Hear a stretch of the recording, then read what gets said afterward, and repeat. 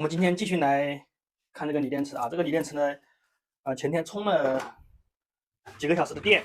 用我这个可调电源充了几个小时的电。现在我们来测量一下它的电压。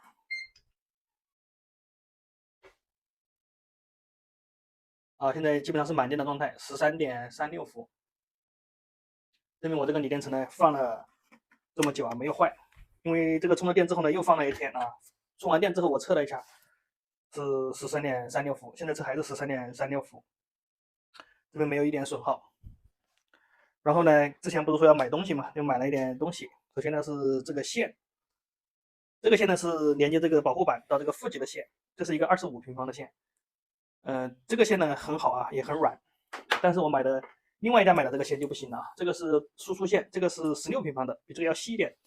但这个线呢就是有点硬啊，不是这种软的这种啊，大家可以看啊。顺便呢几块钱买了一个这种电量显示表，这个应该实际意义不大，只是便宜买的好玩。它上面呢可以选择有多少个电池，但是这个估计也是不准的。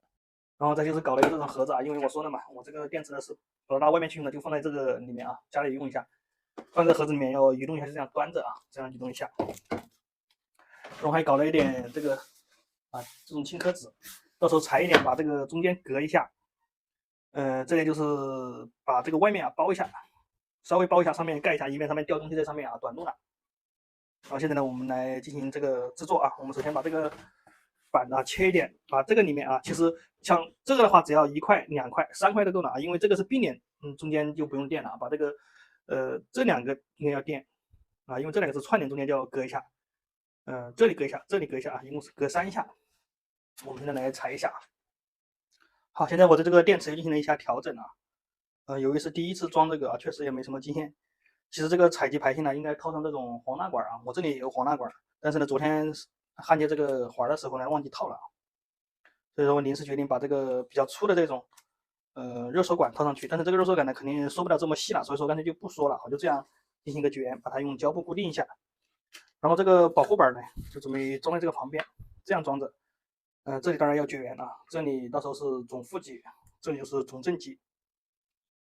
大概就是这样子啊。周围再用这个轻壳纸一包，用这种胶布把它缠起来。然后中间这个指示已经垫好了啊。这个螺丝呢，我们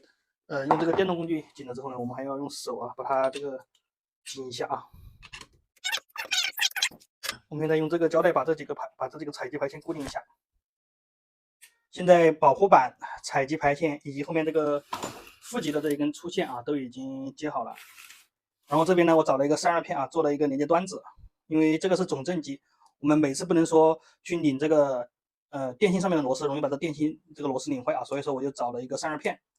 把它钻了3个孔，把它这样看伸出来然后这里呢是负极，上面留了螺丝，方便连接。其实这个到时候我还搞2个那种可以用手拧的那种螺丝拧起来就更方便了。然后我们要用的时候呢，就把这个线这个线接上去到时候我把这边要么就标记一下，这是正，这是负，要么就这边用个什么红色的给它套一下，这个用个黑色套一下。然后呢，还是由于没有经验这一点呢没有设计好。其实应该用这个轻壳纸把这个电芯包住之后呢，再装这个保护板虽然我这个保护板下面你看已经垫了这个轻壳纸，但现在我来包这个电芯的时候呢，就不好包了如果把这个保护板包里面呢，就这里会鼓起来不好看。如果不包里面呢，那么我这里就要把它切一下把这个轻壳纸切成一个形状再去弄。包括这个线也是一样，但是这个线好改因为这个线就是粘了这2条胶带，我这2条胶带剪断把这个线拆掉。我们把这个轻壳纸包了，再把这个线接上去这个线好改，这个保护板呢我就不想拆了因为都已经粘好了。现在搞一点轻壳纸把周围